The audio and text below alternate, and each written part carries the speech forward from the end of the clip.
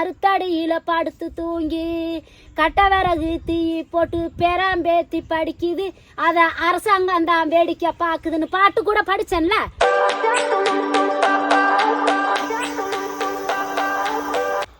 மக்கள் எல்லாருக்கும் வணக்கம். இன்னைக்கு வந்து இருந்து வர வழியில ஊத்துங்கிற ஒரு கிராமம் இல்லைங்களா? ஓகே, ஊத்து வர வழியில மல்லிகா நகர் அப்படிங்கிற ஒரு இடத்துக்கு வந்திருக்கோம். அக்கா மல்லிகா அக்கா, இவங்க வந்து பழங்குடியினர். சரிங்களா? இந்த வீடியோ வந்து நான் எடுக்கணும்னு சொல்லி ரொம்ப நாளா தேடிக்கிட்டு இருந்தேன். ஸோ இப்போதான் அந்த வாய்ப்பு கிடைச்சிது. அதனால தான் இங்கே வந்திருக்கேன். மல்லிகா அக்கா கூட இருக்காங்க. அவங்க கூட சேர்ந்து அப்படியே அவங்க ஊரையும் போய் பார்க்க போகிறோம், அவங்க வீடுகளையும் பார்க்க போகிறோம், அவங்க வாழ்வாதாரத்தையும் பார்க்க போகிறோம். ஓகேங்களா? இந்த வீடியோ ரொம்ப ரொம்ப ஸ்பெஷலான ஒரு வீடியோ. நான் ரொம்ப நாள் தேடிக்கிட்டு இருந்த ஒரு வீடியோ. ஓகே, ஸோ இந்த வீடியோ பார்க்கலாம் வாங்க, என் கூட சேர்ந்து வாங்க தம்பி பார்க்கலாம். நம்ம ஊரையும் பார்க்கலாம், நம்ம ஊர், நம்ம வீடுக, நம்ம மக்கள் வந்து எப்படி வாழ்றாங்க, அவங்க வாழ்வாதாரம் என்ன, எப்படி இருக்கிறாங்க அப்படின்றத வந்து நீங்க வந்து பாருங்க. வாங்க போகலாம். மக்களை இவங்களுடைய வீடு, அவங்க வசிக்கக்கூடிய வீட்டுக்கு போறதுக்கான வழிகளை பார்த்தீங்களா? எவ்வளோ சேலஞ்சிங்காக இருக்குது பாருங்கள். இந்த மாதிரி காட்டுக்குள்ளே தான் அவங்க போகிறாங்க. ரொம்ப டஃப்பு. நைட் டைமில் வந்தால் கண்டிப்பாக ரொம்ப பயமாக இருக்கும். அந்த மாதிரியான ஒரு இடம் இந்த இடம். காட்டுக்குள்ளே வாழ்கிறாங்க இவங்க. சரிங்களா? வாங்க. செம்மையாக இருக்குல்ல?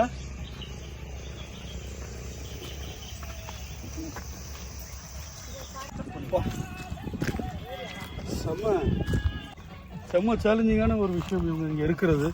இங்கே பாருங்கள், ஃபுல்லாக மலை தான். இந்த மலையில் தான் ஏறி அவங்க போகணும். உங்க வீடு தான் இங்கே தான் இருக்கு பாருங்க.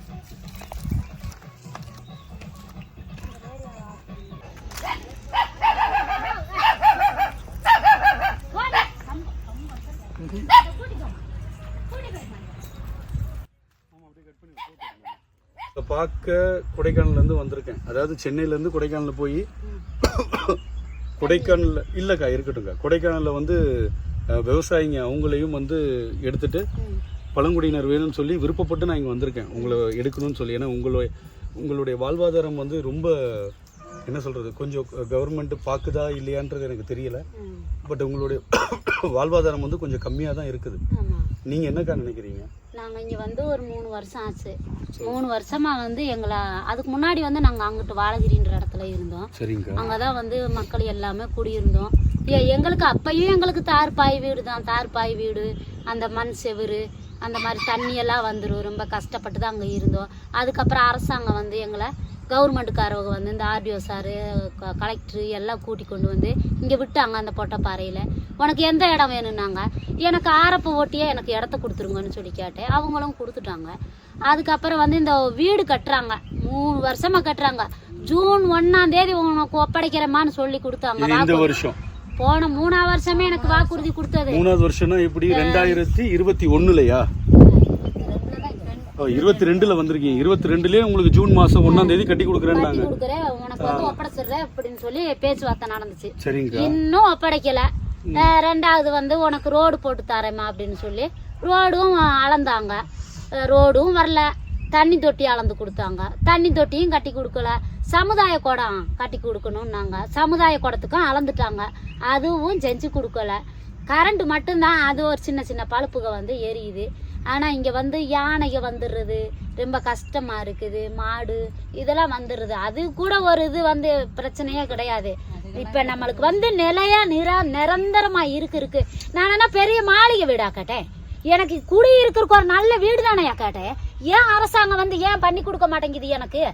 நான் வந்து உனக்கு நாங்கள் இதெல்லாம் செஞ்சு தரணும். மீடியா முன்னாடியில வாக்கு கொடுத்தாங்க. ஆர்டிஓ சாரு, தாசில்தார் சாரு, இதே அரசியல்வாதி எல்லாமே வந்து வாக்கு கொடுத்தாங்களே. வாக்கு கொடுத்துட்டு ஏன் வந்து எனக்கு இன்னும் பண்ணி கொடுக்கல இவங்க? இந்த ரோடு போட்டு தந்துடுறேம்மா அப்படின்னு சொல்லி மீடியா முன்னாடி சொல்றாங்க. ஆனா இன்னும் வந்து எங்களுக்கு வந்து இந்த மல்லிகா நகர்ல வந்து எந்த ஒரு அடிப்படை வசதியும் வந்து இவங்க செஞ்சு கொடுக்கல. எல்லாமே பாருங்க, தார்பாய் குடிசை. இந்த தார்பாய் குடிசையில தான் இந்த மக்கள் வாழ்றாங்க.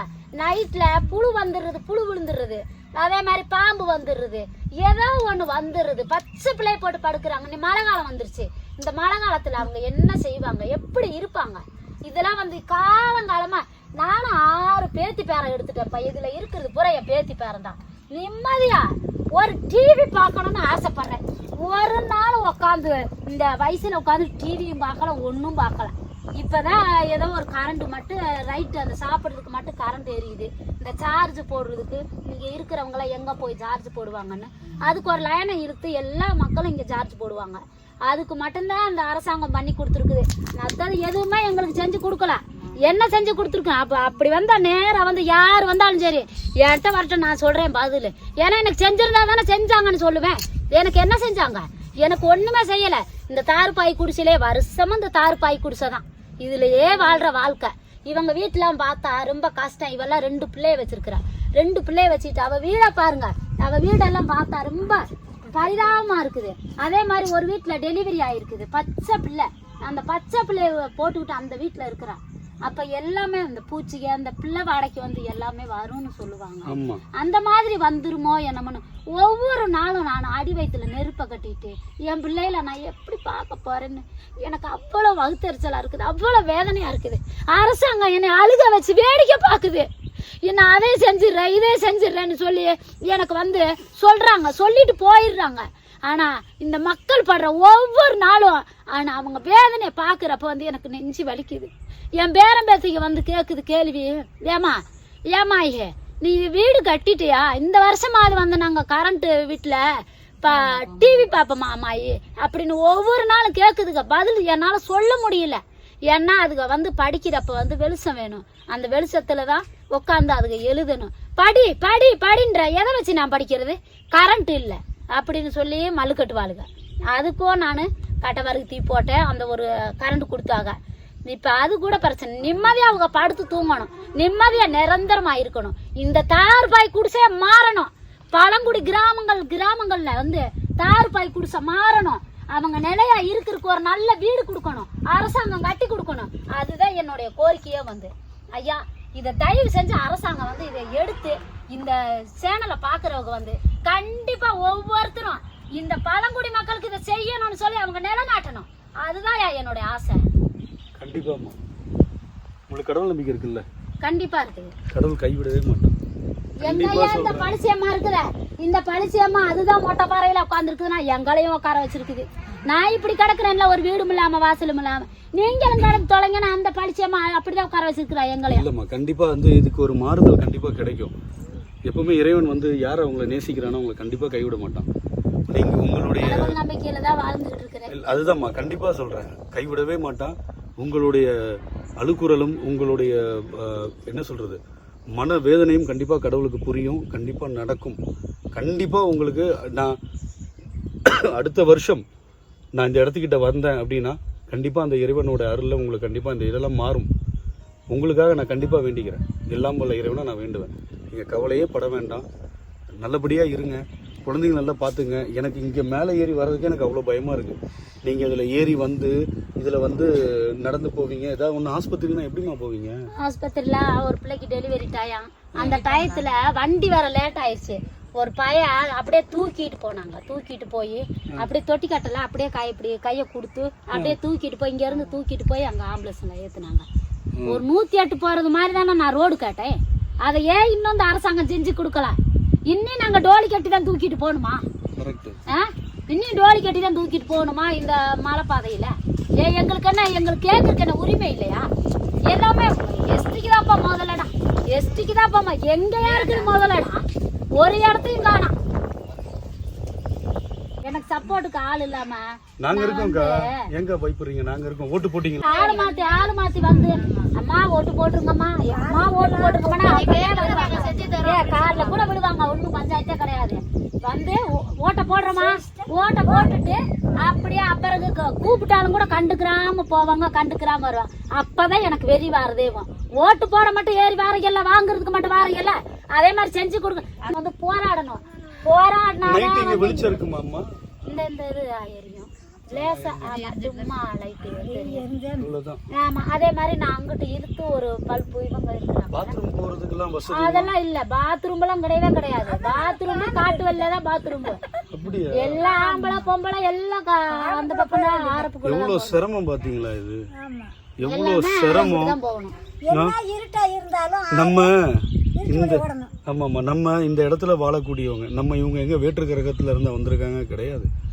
நம்ம ஊர் மக்கள், நம்ம தமிழ்நாடு மக்கள். இவங்களை நம்ம பார்க்கலாம், வேற யார் பார்க்க போறா சொல்லுங்க? கண்டிப்பா இந்த வீடியோ நீங்க பாக்குறீங்க யாராவது இருந்தாலும் அவங்களுக்கு முடிந்த உதவி ஏதாவது ஒன்று இந்த சைடு வந்தீங்கன்னா கண்டிப்பாக பண்ணுங்கள். இது என்ன ஊருக்கா? ஊத்தூர், மல்லிகா நகர் இல்லை அது மெயின் கேட்குறேன். மெயின் வந்து பண்ணைக்காடு. இது வந்து கும்பரை வரும். கும்பர பஞ்சாயத்து. அக்கா சொல்ற அட்ரஸ் நல்லா கேட்டுங்க. பஞ்சாயத்து இது கிராம பஞ்சாயத்துல தான் நாங்க இருக்கிறோம். பூலத்தூர் கண்ட்ரோல்ல இருக்கிறோம். கண்டிப்பா ஏதாவது உங்களுக்கு ஹெல்ப் பண்ணணும்னா கூட நீங்க என்னுடைய சேனலை வந்து தயவு செஞ்சு கமெண்ட்ல சொல்லுங்க. நான் அக்காவோட நம்பர் என்கிட்ட இருக்கும். நீங்க கேட்கும் போது நான் உங்களுக்கு சென்ட் பண்றேன். அவங்களுக்கு ஹெல்ப் பண்ணுங்க. கண்டிப்பா வந்து இவங்கள மாதிரி ஆட்களை வந்து நம்ம நல்ல இடத்துல கொண்டு போய் வைக்கிறது வந்து தப்பே கிடையாது. ரொம்ப கஷ்டப்பட்டுட்டு இருக்காங்க. நீங்க இந்த வீடியோ ஃபுல்லா பாருங்க. இந்த இடத்த மாமா அப்படியே இங்கே காட்டு மாமா. இந்த காடுகள் இதெல்லாம் பாருங்க எவ்வளோ கஷ்டப்பட்டு வராங்க போறாங்க அப்படின்றது பாருங்க. யானை வருது, எல்லாம் வருதான். நம்ம ஒரே ஒரு விஷயம் கேட்குறேன். சிட்டியில் நம்ம எல்லாம் வாழ்கிறோம், சென்னையில் வாழ்கிறோம். ஒரு நாள் கரண்ட்டு இல்லை அப்படிங்கும் போது நம்ம எவ்வளோ பாடுபடுறோம் சொல்லுங்க. ஒரு நாள் இந்த ஏதோ ஒரு புயல் ஒன்று வந்தது தெரியுமா? இப்போ போன டிசம்பரில் அது என்ன புயல்ரா? ஏதோ ஒரு புயல், வர்தா புயல் ஒன்று வந்தது. அந்த புயலில் கிட்டத்தட்ட நமக்கு வந்து 4 நாள் என்னமோ கரண்ட்டை கட் பண்ணி வச்சுருந்தாங்க. அந்த 4 நாள் நம்மளால் போராட முடிஞ்சுதா? நிம்மதியாக பாத்ரூம் போக முடிஞ்சுதா? ஏதாவது ஒன்று வெளியில் போய் ஏதாவது ஒன்று அத்தியாய தேவைகள் வாங்க முடியுதா? இவ்வளோ கஷ்டம் இருக்குது. 4 நாளைக்கே நம்ம இவ்வளோ போராடுறோமே. அவங்க வாழ்க்கை ஃபுல்லாக போராடிட்டு இருக்காங்க. அவங்களுக்கு இன்னும் வரைக்கும் எந்த ஒரு தீர்வும் இல்லை. அவங்க என்ன பண்ணுவாங்க? எவ்வளோ கஷ்டம் அதெல்லாம்.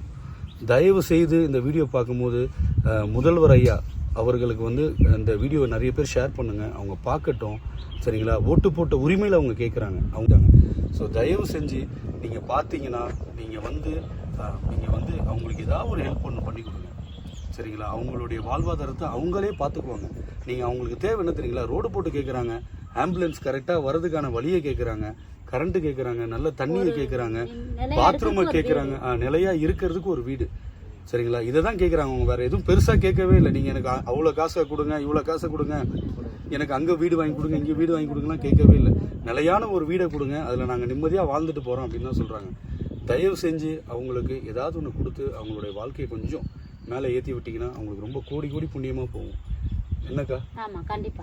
ஒரு நிலையான வீடு இருந்துச்சுன்னா அவங்க பாட்டுக்கு இப்ப இங்க வந்து எங்களுக்கு வருஷம் நான் இந்த தார் பாய் பிச்சை எடுப்பேன். மழை பெஞ்சுன்னா என்னக்கா பண்ணுவீங்க? மழை வந்துட்டா ரொம்ப சிரமம் தான், ரொம்ப கஷ்டம் தான். மழை வந்துருச்சுன்னா அந்த தார் பாய் வருஷம் நான் தார் பாய் வாங்கியே ஆகணும். தார் பாய் வாங்கினாதான் அந்த நிலையா அந்த மக்கள் நல்லா இருக்க முடியும். இந்த தார் பாய்க்கு பூரா நான் வருஷம் ஒவ்வொருத்தக்கிட்டே நான் கேட்டு வாங்குவேன். நான் மனசை விட்டு கேட்டு ஐயா 2 தார் பாய் கொடுங்க, வாங்கி கொடுங்க அப்படின்னு தான் கேட்பேன். இந்த தார்பாய் நிலைமை வேணான்றேன்.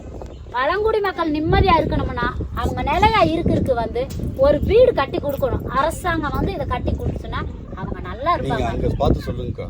அரசாங்கம் வந்து இப்ப பழங்குடி மக்கள் வந்து நல்லா இருக்கணும்னா சரி, அவங்க அந்த தார்பாய் குடிசை மாதிரி ஒரு நிலையா இருக்கிறதுக்கு ஒரு நல்ல வீடு கொடுத்தாலே போதும். எங்களுக்கு வந்து பெரிய பங்களா வேணும், ஒரு காட்டேஜ் வேணும்னா நாங்க கேட்க கிடையாது. எங்களுக்கு நிலையா இருக்கிறதுக்கு ஒரு வீடு, எங்களுக்கு ரோடு, ஒரு பாத்ரூம், ஒரு சமுதாய கூடம், ஒரு தண்ணி தொட்டி, சுத்தமான ஒரு தண்ணி தொட்டி இருந்தா எங்களுக்கு அது போதும். அப்புறம் மற்றதுபடி நாங்க எதுவுமே கேட்கல. நாங்க கலைஞர் ஐயாவுக்கு தானே ஓட்டு போட்டோம், மு.க. ஸ்டாலின் ஐயாவுக்கு தானே ஓட்டே போட்டோம். எங்க மக்கள் ஃபுல்லா இதுல நான் வேற சேகரிப்பேன் எல்லார்கிட்டையும் சொல்லியிருந்தா ஐயாவுக்கு ஓட்டு போட்டுருங்க, ஐயாவுக்கு ஓட்டு போட்டுருங்க அப்படின்னு. அதை ஏன் சொன்னேன்னா ஐயா ஜெயிச்சு வந்து நம்மளுக்கு எல்லாம் செஞ்சு கொடுப்பாரு நம்பிக்கையில சொன்னேன். இன்னைக்கு நம்பிக்கையில எனக்கு என்ன செஞ்சிருக்கிறீங்க? வீடு கட்டி கொடுத்துருக்கிறீங்களா? கூட்டி கொண்டு வந்து என்னை தெருவில் விட்டு அந்த மாதிரி தெருவில் விட்டுல போயிருக்கிறீங்க. அங்க இருந்து அங்க அந்த வாழகிரில இருந்தேன், அந்த வாழகிரில இருந்து என்னை இந்த மல்லிகா நகர்ல கூட்டி கொண்டு வந்து விட்டுட்டு இந்த மொட்டை பாறையில இந்த மருத்து கடையில அதுக்குதான் பாட்டு படிச்சேன்ல. பறையில வீடு கட்டி மருத்தடியில படுத்து தூங்கி கட்ட விறகு தீ போட்டு பெராம்பேத்தி படிக்குது, அத அரசாங்கம் தான் வேடிக்கை பாக்குதுன்னு பாட்டு கூட படிச்சேன்ல. கேட்டீங்கல்ல, அந்த வீடியோ கூட பார்த்தீங்கல்ல. நீங்க பார்த்து இன்னும் எனக்கு செஞ்சு கொடுக்கல. நான் என்னத்த கேட்டேன்? என்னுடைய உரிமையா தானே கேட்டேன். நான் ஓட்டு போட்டேன். என்னுடைய உரிமை அது. ஒரு பழங்குடியோட உரிமை, ஒரு பழியரோட உரிமையை நான் கேட்டேன். ஏன் இதை கூட அரசாங்கம் செஞ்சு கொடுக்க கூடாதா? செஞ்சு கொடுக்கணும், கண்டிப்பா செஞ்சு கொடுக்கணும். இந்த அரசாங்கம் வந்து எங்களுக்கு வீடு கட்டி கொடுக்கணும், ரோடு போட்டு கொடுக்கணும், தண்ணி தொட்டி, சமுதாய கூடம், ஒரு அங்கன்வாடி எல்லாம் வேணும். எனக்கு எல்லாம் செஞ்சு கொடுக்கணும். எனக்கு என்ன சொல்றதுன்னே தெரியல. அவங்க எவ்வளோ கஷ்டப்படுறாங்க, எவ்வளோ கஷ்டப்பட்டு பேசுறாங்க. மனசு அவ்வளோ கஷ்டமா இருக்கு. அவங்க கேட்க வேதனை எனக்கு அவ்வளவு வலிக்குது, நெஞ்சு வலிக்குது. இந்த பழங்குடிக்கு கட்டி கொடுக்குற வீட்டை பாருங்க எப்படி இருக்குதுன்னு. இதில் லோட்டரி கிளப்புக்கு தானம் பண்ணிருக்கிறாங்க. அரசாங்கம் லோட்டரி கிளப்புக்கு தானம் பண்ணாங்க. தாரவாத்தி கொடுத்து அவங்க வந்து கட்டி கொடுத்துருக்கணுமா இல்லையா? கண்டிப்பா. அவங்கள வந்து பாதி வேலையை செஞ்சு கொடுத்தாங்க. பாதி வேலையை செஞ்சு கொடுத்துட்டு அவங்க எனக்கு என்னன்னு அவங்க போனும் எடுக்கிறது இல்லை, எந்த இதுவுமே அவங்களும் பண்ணி கொடுக்கல. என்ன அவங்க ஒன்று பண்ணி கொடுத்தாங்க. கரண்ட் சர்வீஸ் வந்து அந்த வீடு கம்பி வெட்டுறதுக்கு வந்து பண்ணாங்க. அது மட்டும். ஆனால் எனக்கு பொய் சொல்ல தெரியாது. நான் பொய் சொல்ல மாட்டேன், திருட மாட்டேன். எனக்கு என்ன வேணுமோ அதை நேரடியாக நான் கேட்பேன். ஏன்னா எனக்கு எழுத படிக்க தெரியாது. நான் மலை கூட நான் பள்ளிக்கூடம் பக்கம் நான் ஒதுங்கினது கிடையாது. எல்லாமே என்னுடைய மன உத்திக்கு தான் வந்து நான் பேசுவேன். யாரும் சொல்லி கொடுத்து பேசுகிறேன் அதெல்லாம் எனக்கு பிடிக்காது. ஸ்ட்ரைட்டாக நானே பேசுவேன். அந்த வீடுகள்லாம் வந்து பாருங்க, அதில் வீடியோ எடுத்து போடுங்க. அந்த வீட்டுகள்லாம் ஒரு பழங்குடிகளோட வீடுகளை வந்து பாருங்க எப்படி இருக்குது. அதெல்லாம் பாருங்க, அந்த வீட்டை பாருங்க, எடுத்து போடுங்க. எப்படி இருக்கு பாருங்க வீடு. வழிகளை பாத்தீங்களா? வழியே இல்லை. மரத்துல அதாவது மலையில அங்கிருந்து சருகி கீழே விழுந்திருக்கலாம் அந்த மாதிரி இருக்கு ரோடு. இங்க பாருங்க, இதுதான் இவங்களுடைய வழிகள். வாங்க.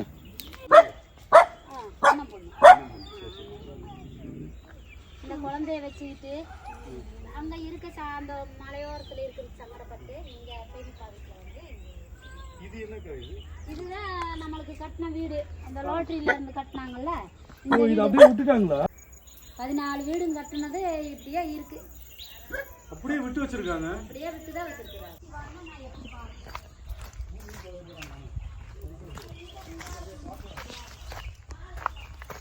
அதாவது டெல்லிக்கு போயிருக்கேன். 2011 மகளிருக்கான ஒரு விருது வாங்கியிருக்கேன். அதே மாதிரி இன்டர்நேஷனல் அளவு வந்து மகாராஷ்டிராவில் ஒரு விருது வாங்கியிருக்கேன். அதே மாதிரி ஆனந்த விகடன்ல நம்பிக்கை மனிதர்கள்ல ஒரு 2017 வந்து வாங்கியிருக்கேன். எல்லா விருதெல்லாம் வாங்கியிருக்கேன். அப்புறம் ஒரு காலேஜ்ல இருந்து வந்து ஒரு விருது வாங்கியிருக்கேன். எல்லாம் இருக்கு. அதை வைக்கிறதுக்கு ஒரு வீடு தான் இல்ல, ஒரு இடம் தான் இல்ல. எங்களுடைய வைத்தியத்தை பார்த்துட்டு நாங்க போவோம்.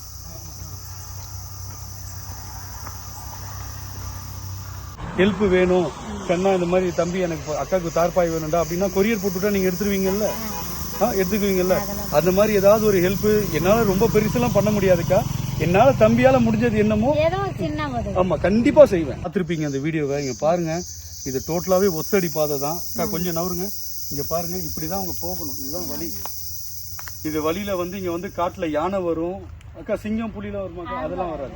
யானை வரும், காட்டு மாடு வரும், பாம்பு வரும். மெயினே அதுதானே, பாம்பு வரும். இந்த மாதிரி பல விஷயங்கள் வரும். இதெல்லாம் கடந்து அவங்க வாழ்ந்துட்டு இருக்காங்க. கண்டிப்பா இந்த வீடியோ பாக்குறவங்க நிறைய ஷேர் பண்ணுங்க, இந்த வீடியோவை நிறைய ஸ்ப்ரெட் பண்ணுங்க, சரிங்களா?